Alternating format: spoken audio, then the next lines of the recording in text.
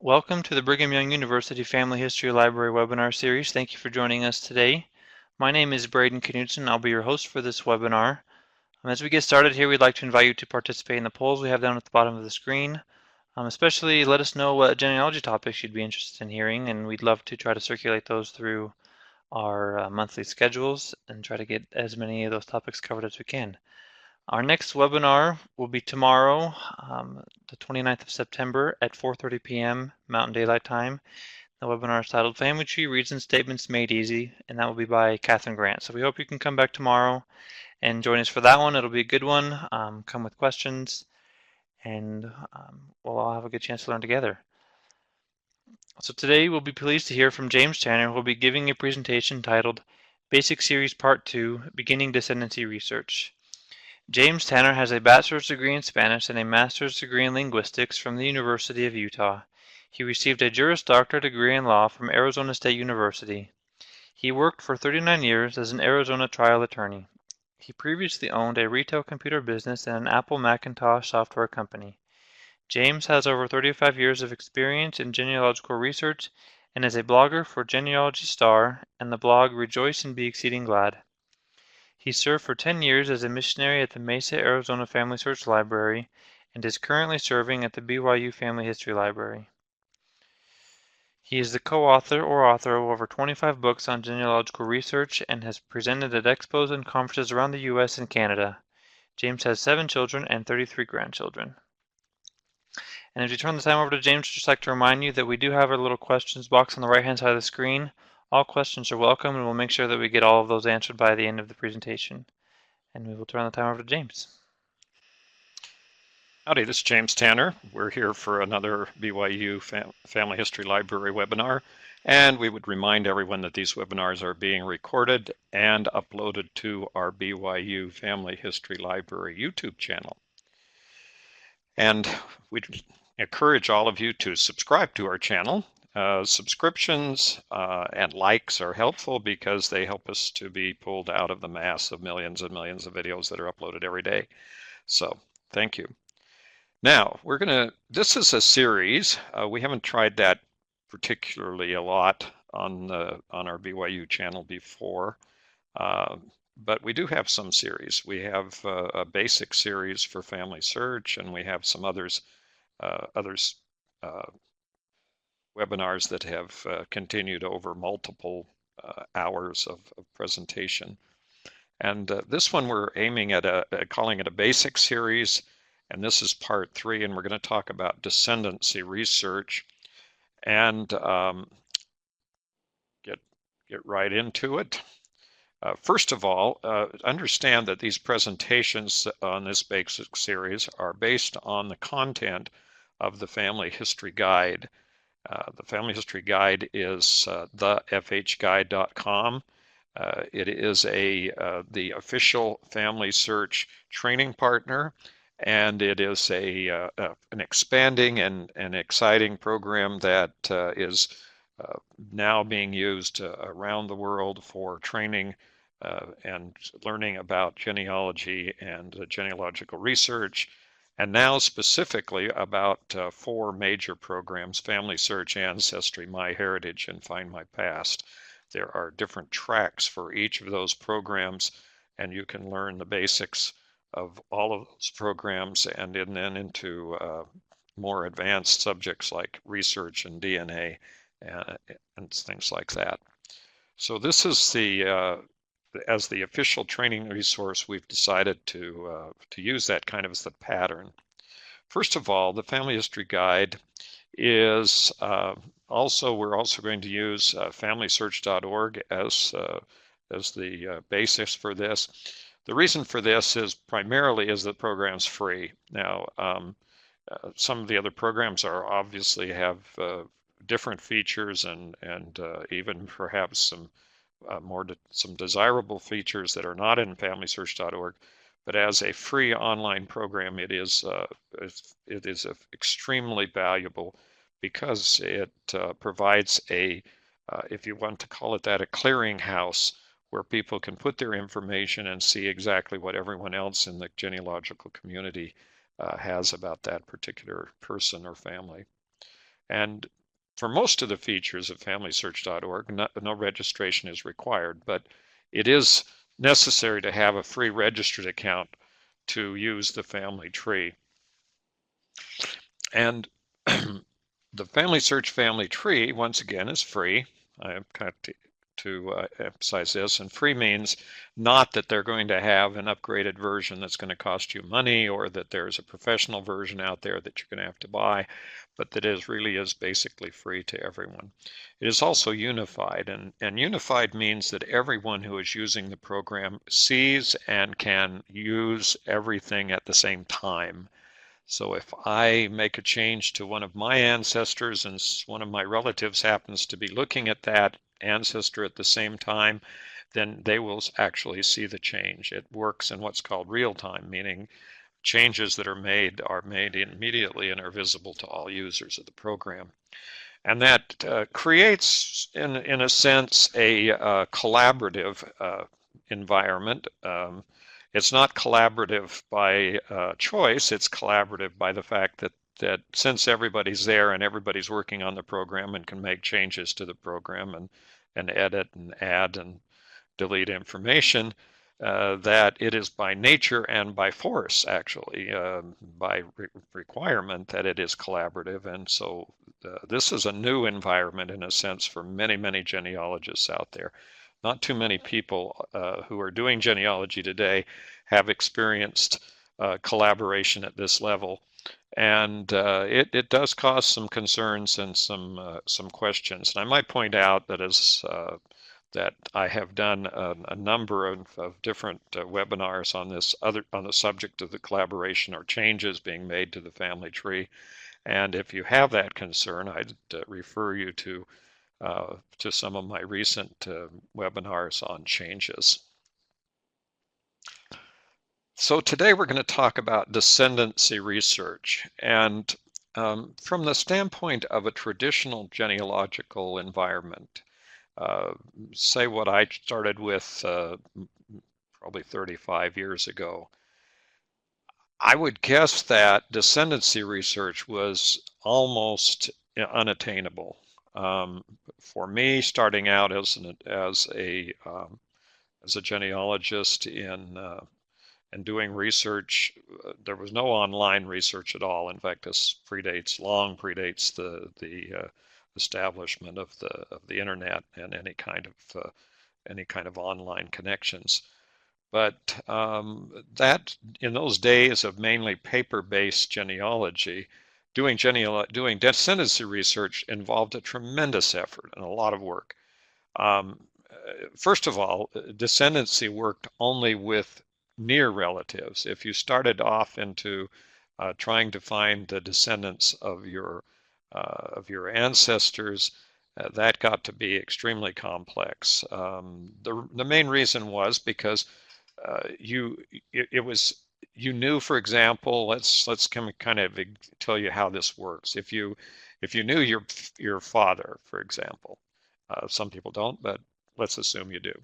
And how would you determine who his parents were? Well, you would have to look at his records, and his records would show automatically at some point. There are lots and lots of records that would show who his parents were.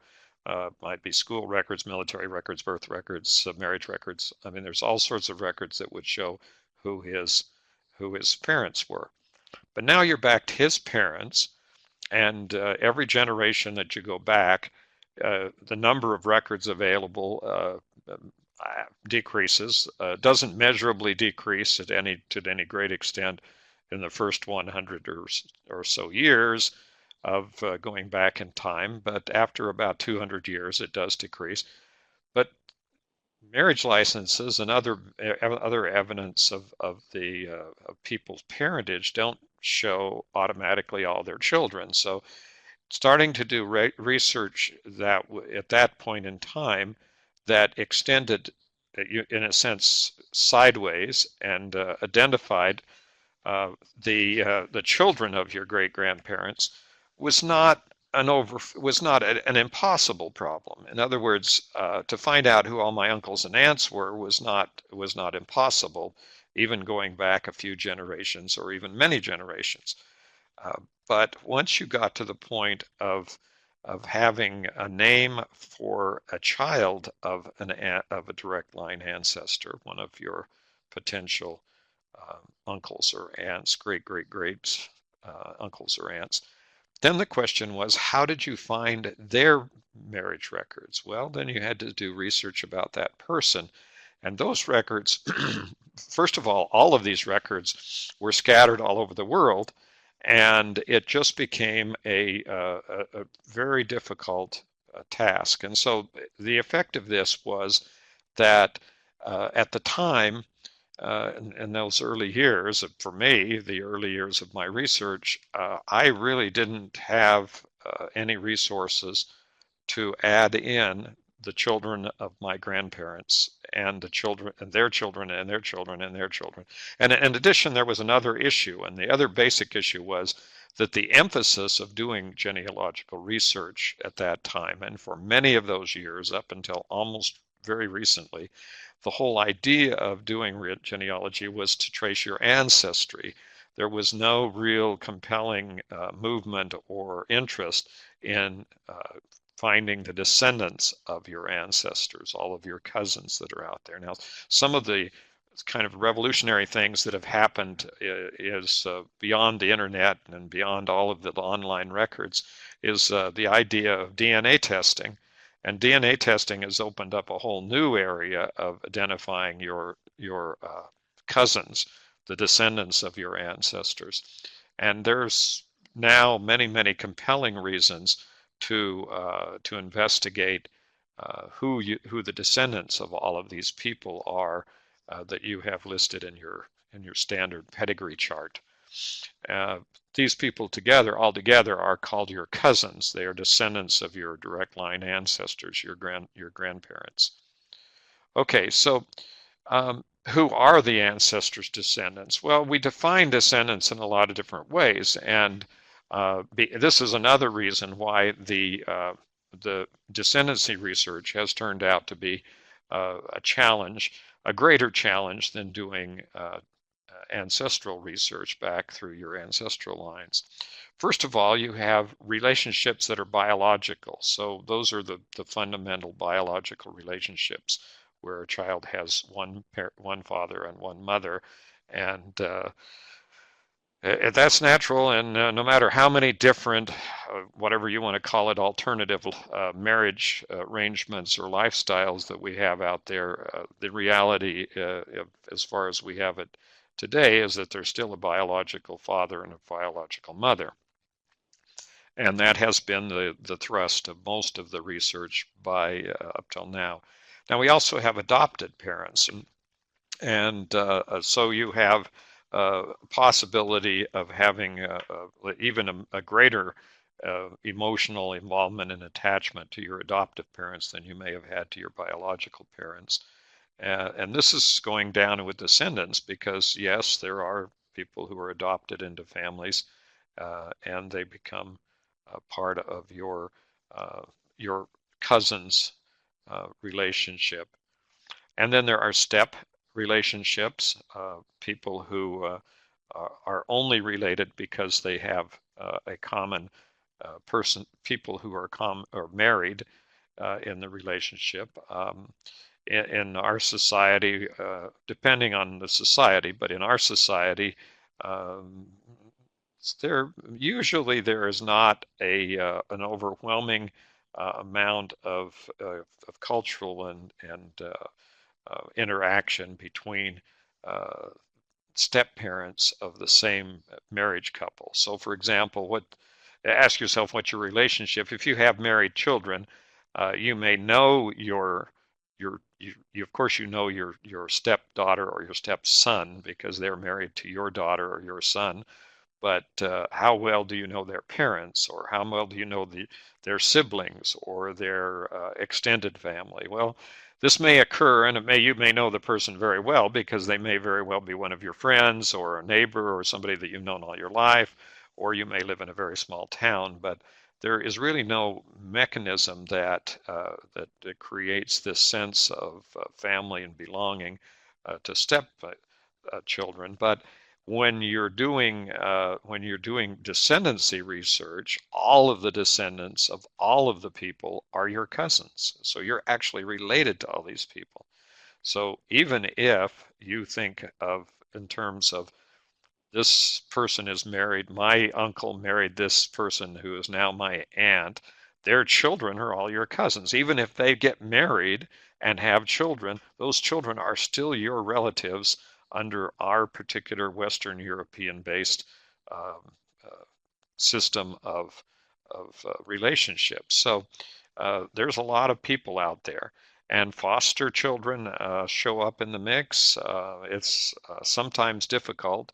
For example, if someone is named as a child in a family, and particularly, for instance, let's give a common example of being listed in a U.S. Census record, then we often accept them as being a child in that family, and that is not necessarily based on any birth relationship between the child and the parents.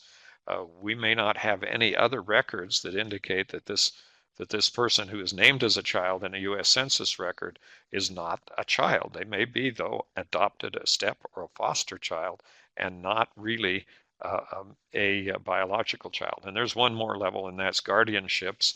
And I was doing research back in the early 1700s, back in Rhode Island recently, and was interested in the town records, how many people were appointed as guardians of various individuals in the community. This was a fairly common situation. Uh, of course, that type of relationship is not um, does not necessarily end up changing the name of the person, and if it did, then it would be hard to tell that this person was not absent the record, the guardianship record. It would be hard to determine that that person was not a biological child in the family. So we have a lot of children here. The step relationship, by the way, is as if there was a previous marriage. So, for example, let's say that your daughter marries someone who had already had a man that already had a wife, either as through a divorce or through death or whatever, and had 2 or 3 children or more. And those children then become your grandchildren, even though they are stepchildren in the sense to your daughter, who is the biological descendant. So these are the kinds of relationships that we look at. And the interesting thing about these programs is that these large programs online, like FamilySearch and Ancestry and MyHeritage and Find My Past, is they because of the way they're structured and because of the information that's available in these programs, the research into your ancestry, meaning going back in time, is just as is facilitated just as much as the descendancy research. In other words, they're finding all the descendants of all the people just as regularly as the programs are finding the ancestors. And this is happening through a series of programming of programs that have been built into these websites that create what are called record hints, kind of a generic term there, called different things in the different programs. But what that is that the computer itself is the program itself is generating connections between records that they have in their database and the people who are in your family tree. And these work just as well coming forward in time as they do going back in time. So it's now as likely to find the descendants of your ancestors as it is to find the ancestors themselves. In fact, it is when you reach a dead end, term brick wall is often used, in your ancestral line, it may be as productive to come forward in time and do descendancy research from those people and find out who all your cousins are. And as a matter of fact, it may become necessary. And the reason it may become necessary is that what I mentioned earlier, the DNA. In order to break through that brick wall, you may have to identify people who are now living who can be tested by DNA tests, and that would help you to show who your ancestors were if you do the research, and then you can prove that you have a common ancestor. You may be able to identify, for instance, one of the most common problems is that you get a pool of people. I have one line that goes back to a number of people that have exactly the same number of men who have exactly the same name. Well, if we were able to show uh, independently more than one person who was a descendant of who we could prove was a cousin in a sense because of DNA testing, and then we trace that cousin's ancestry back, and it turns out that we both have a common ancestor of the same name, and that common ancestor is then identified. In other words, we've been able to indicate which of the common ancestors of the people with the same name as a common ancestor are the right ones. So this comes to be it becomes one of the other tools that we have, is doing this descendancy research and finding out who all your cousins are. But even though this is possible with all these other programs, it's not as easy to do as it is in the FamilySearch family tree. Now, the family tree has been set up specifically to do descendancy research. So this is one advantage that the program has over others. Now, it's probably appropriate to mention this only very briefly, and I won't dwell on the subject, but those genealogists who happen to be members of the Church of Jesus Christ of Latter-day Saints have also been instructed for years to do their direct line ancestral lines, and have only recently been told that they are encouraged, let's not told, isn't a good word to say use, but encouraged to do descendancy research. Well, they're told to do it, but they have to listen. So they're encouraged to do it. Okay. So how do you do this? So how do we get involved in descendancy research? And I'm going to use, of course, as I mentioned it initially, that I'm going to use the FamilySearch family tree as the example for how this would work. And the first step here is to consider all of your family lines. Now, first of all, it doesn't do you any good to choose a line that ends. In other words, it ends very quickly. It's a little bit trivial to say, well, who are all your grandparents' children? Even if your grandparents came from a foreign country, they may even still be alive, or there are people who are alive who may have known them, and the information about them is probably available.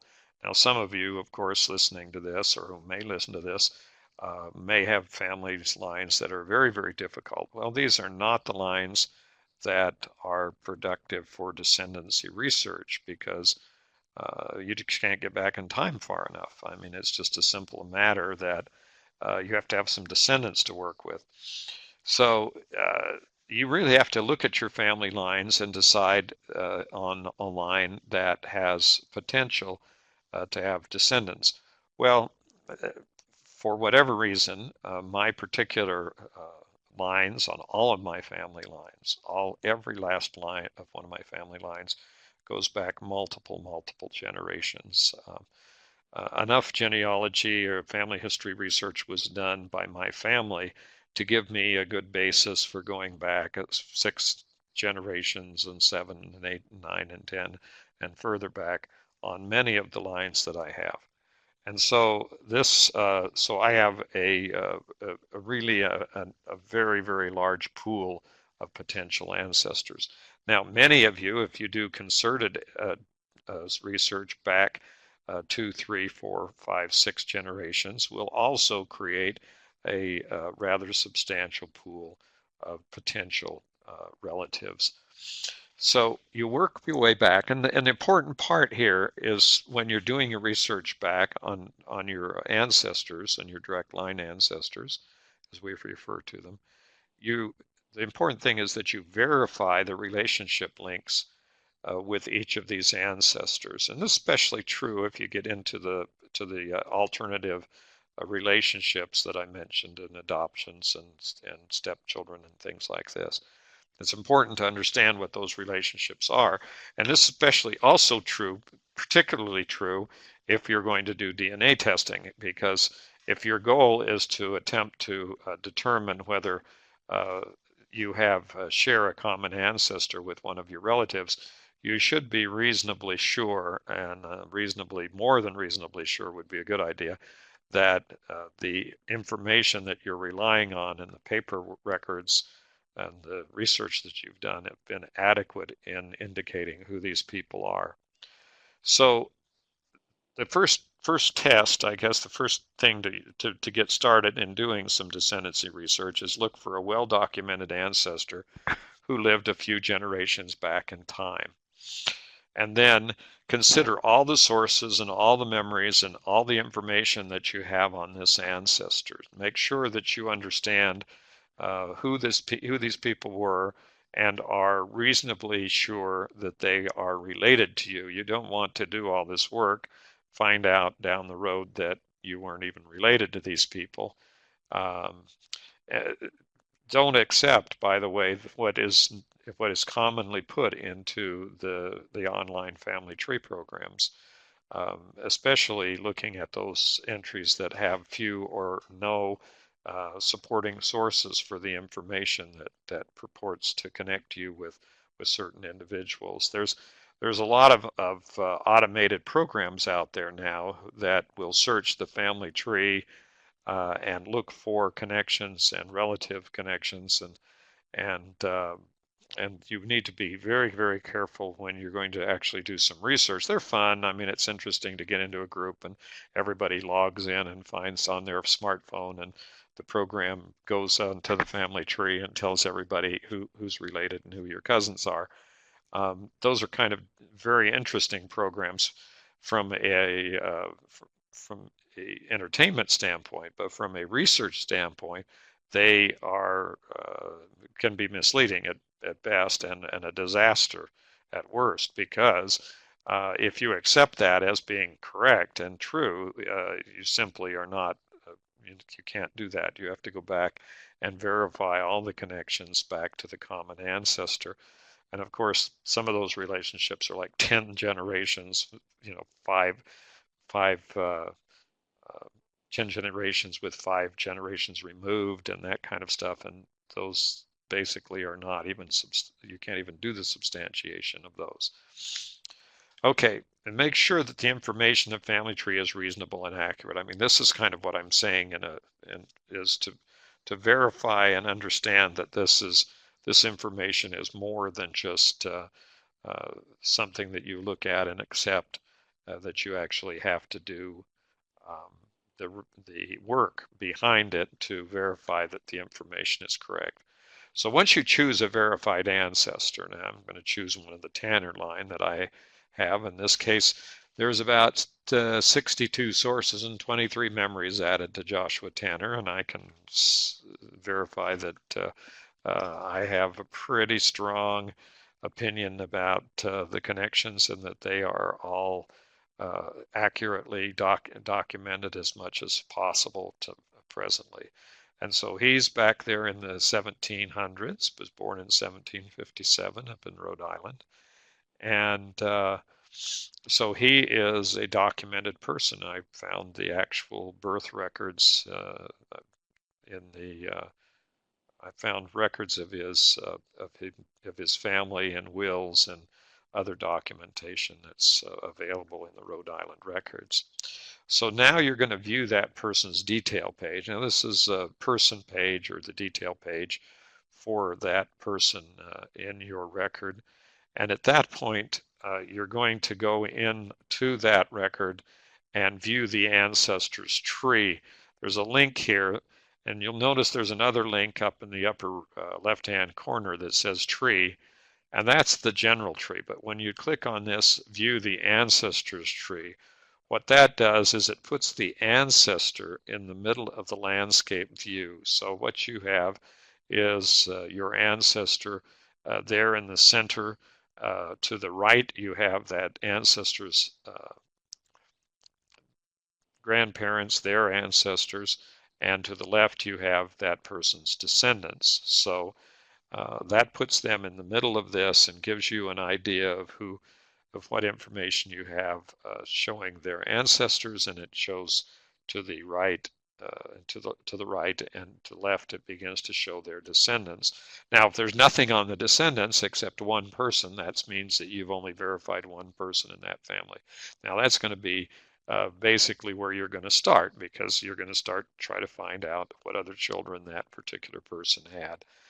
Either through birth records that are available, church records, probate records, wills, um, land and property records, anything that might indicate who his or her children were.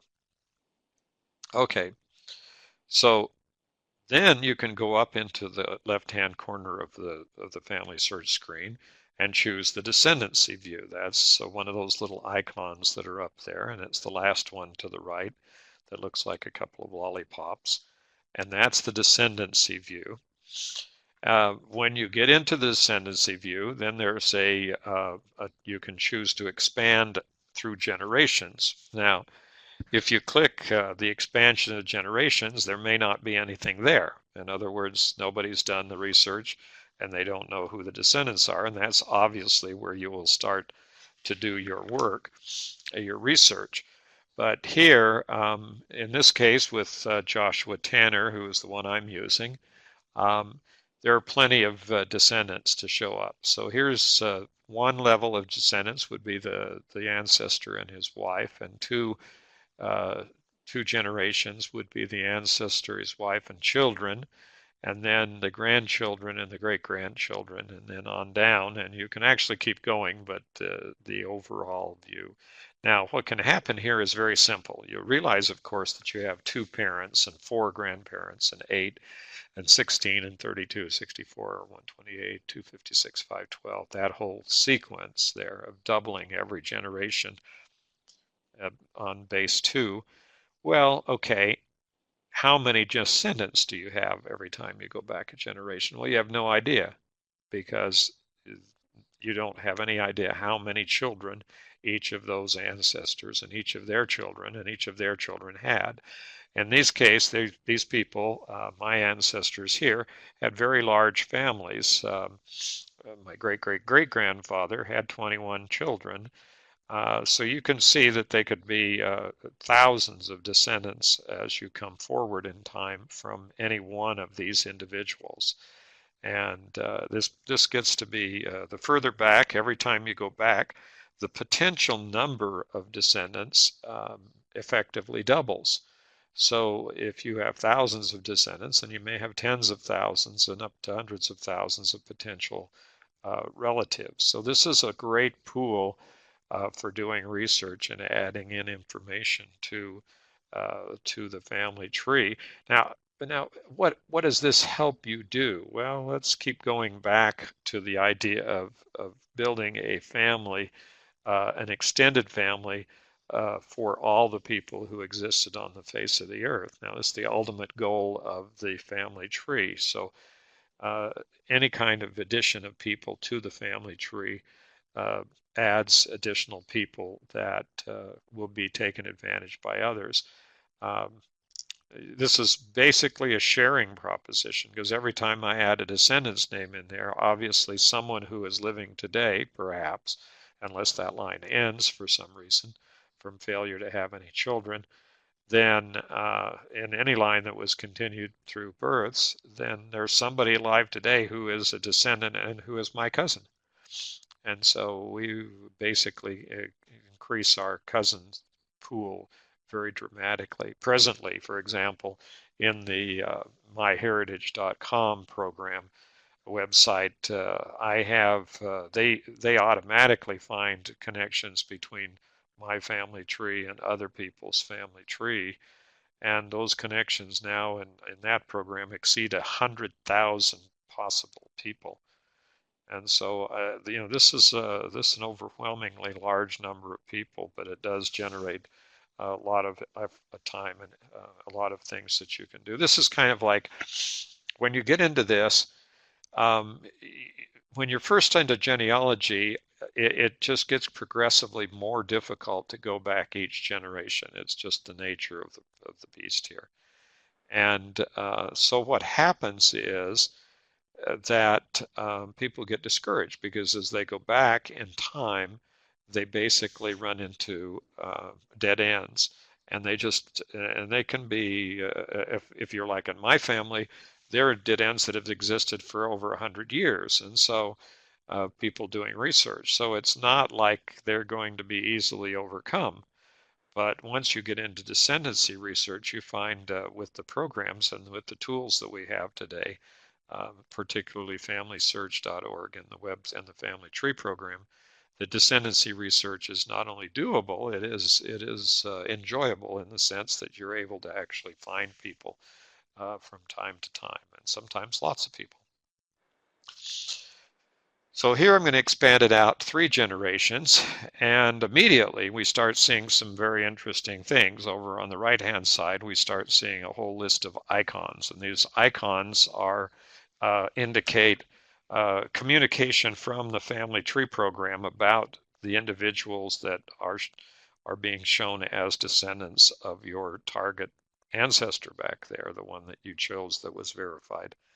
In this case, descendants of Joshua Tanner, who would be my cousins, ultimately me also, because I would show up if I continued to look at the descendants. Eventually, I would find my parents and myself. Okay, but before you can really get anywhere with this family, this particular family, this one family where Mary Tanner marries a Thomas Potter Baker and has a child named Benjamin Baker who marries, who has a number of children, um, and gets married to, looks like they have,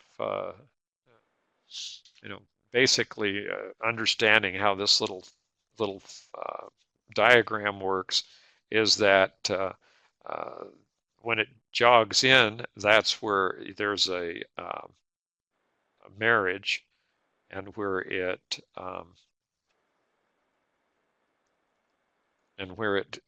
links in, and for the ones that come out with the little arrows mean that there are more descendants that are shown in each one.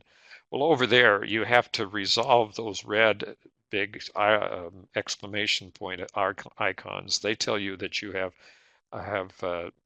errors in the data uh, that need to be resolved. In this case, there's a missing standardized birthplace. Well, that's not as serious as some things that can happen, but it is something that needs to be resolved from the standpoint of the program. So now we're going to look for some following things. Now, what are we going to look for? We're going to look for few or no children. We're going to look for large gaps between children. And why are we looking at these things? Well, these things indicate people who are missing from the record. And the possibility of doing research.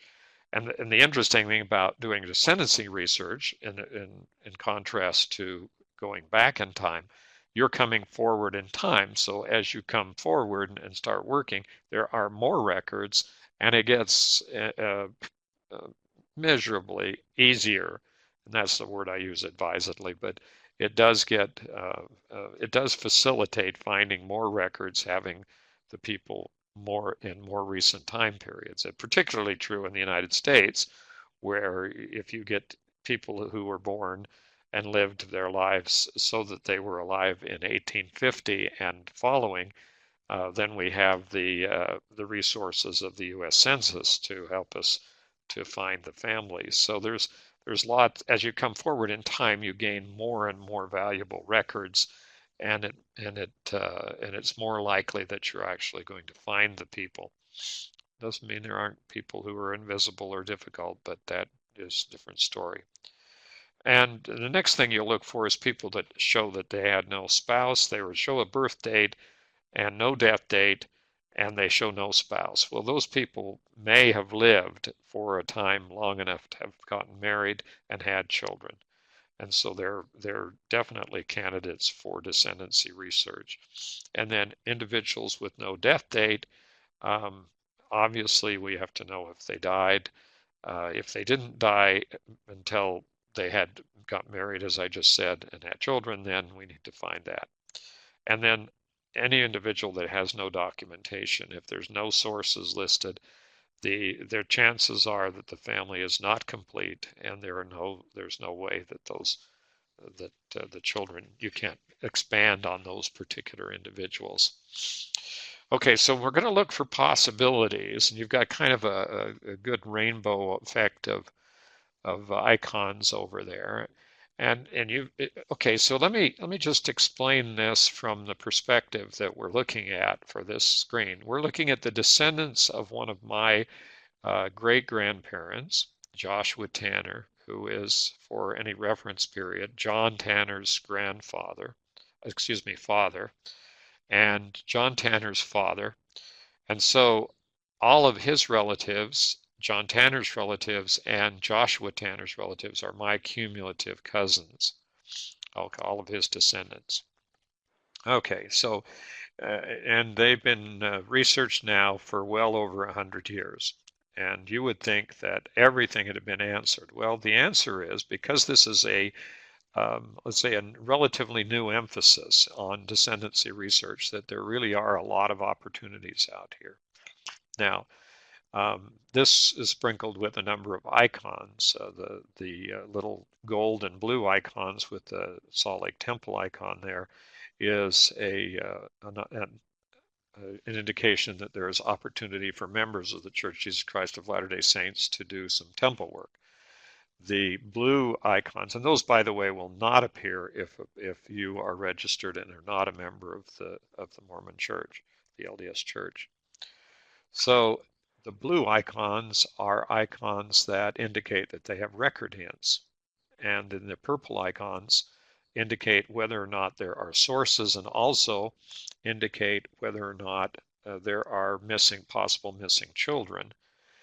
The red icons, by the way, tell you, I call those red icons of death. That just means today they're not as serious in some cases because they show non-standard dates and places, but they are also indications of severe problems. So let's look at one of the individuals and see why I would choose this person as a potential uh, candidate for some research and to find more people who are not in the family tree. So we'll click on the name to see more information. And when we do that, we see that she's recorded as being Mary V. Terry, and she was born about 1847 in Michigan.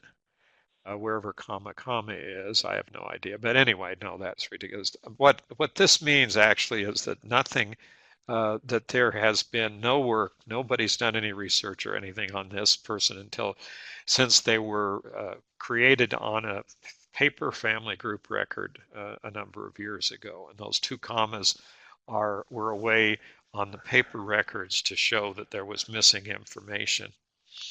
And we don't need them anymore. They're not a help to us. We know that she was probably born someplace. If she was born in Michigan, then she was born in a town, in a county, in that state, or someplace in the state of Michigan. And that's what we need to find. And then we have a death record there. She was born, dying in a place called, and I don't even know how to say that, but Legion, I'm going to say Allegan or Allegan, Michigan. And there are two sources for this person. So I look at the source. So I click on the name of the person or the person icon. So then we're clicking there and on the person. We're going to look at the details in the sources and consider correcting and updating the content using the research helps.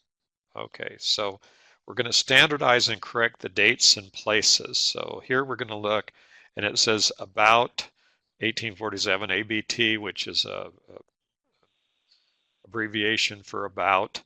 And we're going to standardize that to ABOUT, which is now the standard way of doing that. That's so you're kind of talking to the computer here, and that's the way they've decided they would like to see it.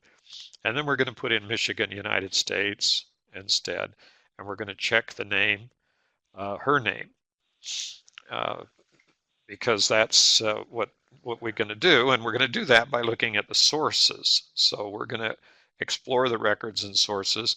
They've got two sources down there, both of which say that they show Mary A. Terry in the household of George Terry in the United States Census. Well, that's interesting because A, they did not have anyone named Terry listed as a spouse, and secondly, the A is not the V.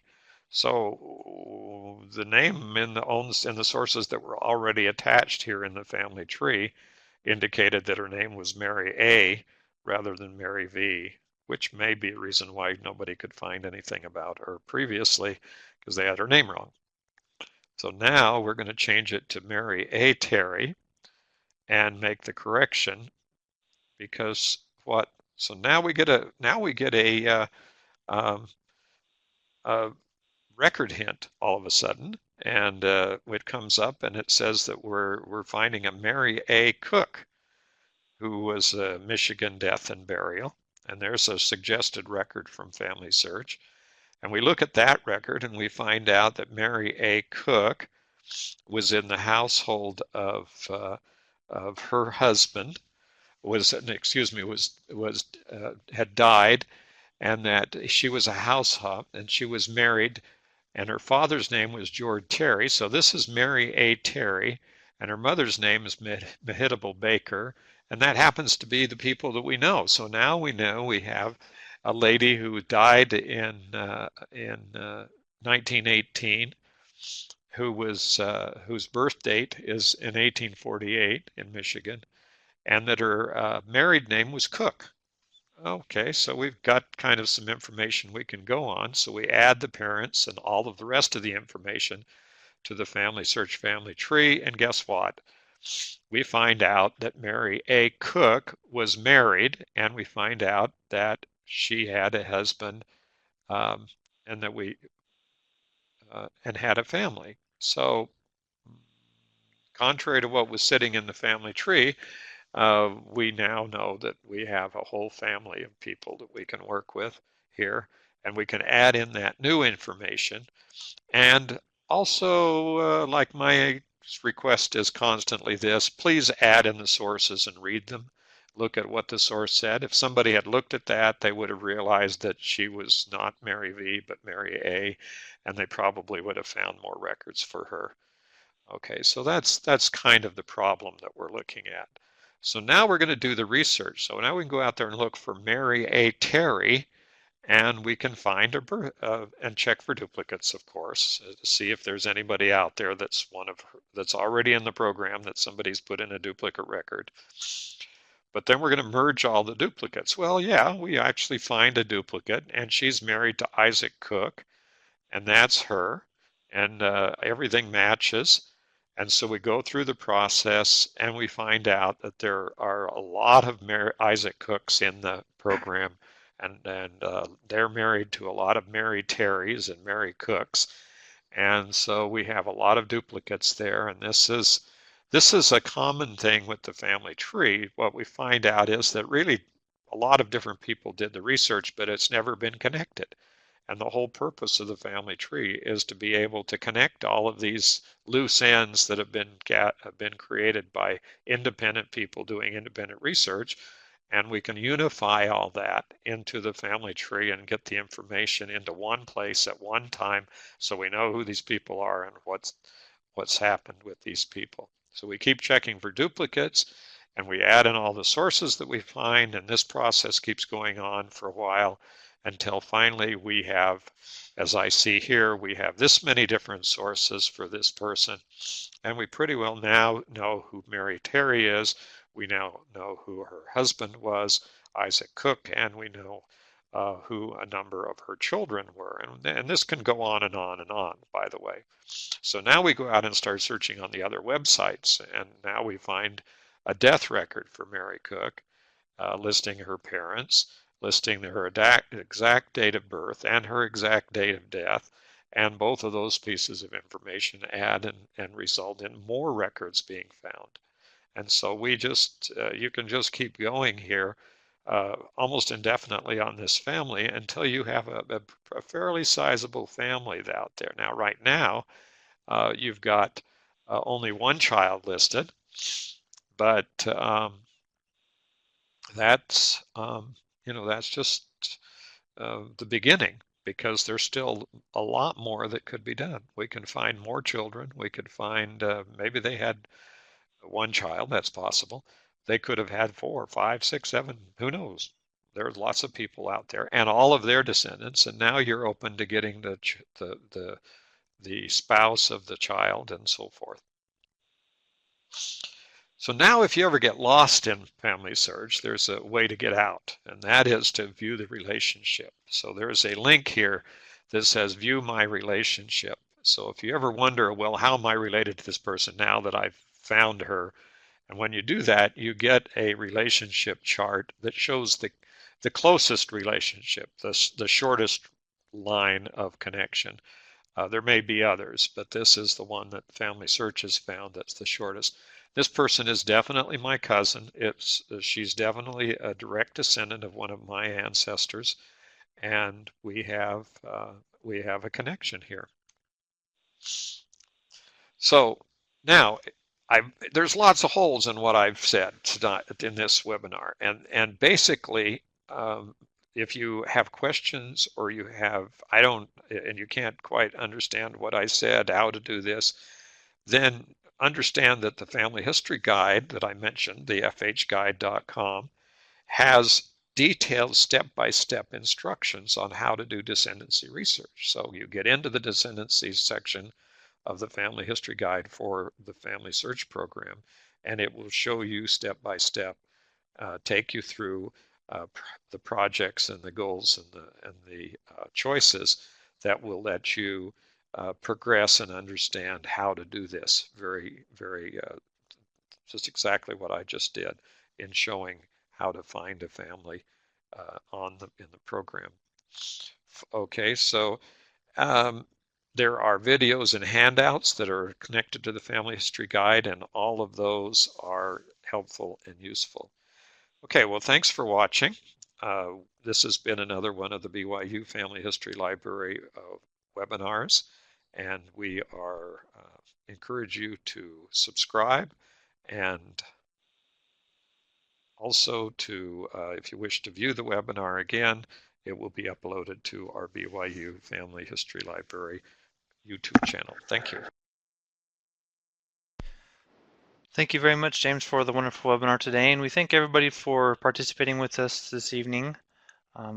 We do have a few polls here at the end, especially our feedback box. We'd like to ask you to please let us know what we can do to improve our webinars, what you think is going good that we can continue to highlight. That feedback is greatly appreciated. Our next webinar will be tomorrow at 4:30 p.m. Mountain Daylight Time. We hope to see you then, and in the meantime, hope you have a great evening. Thank you.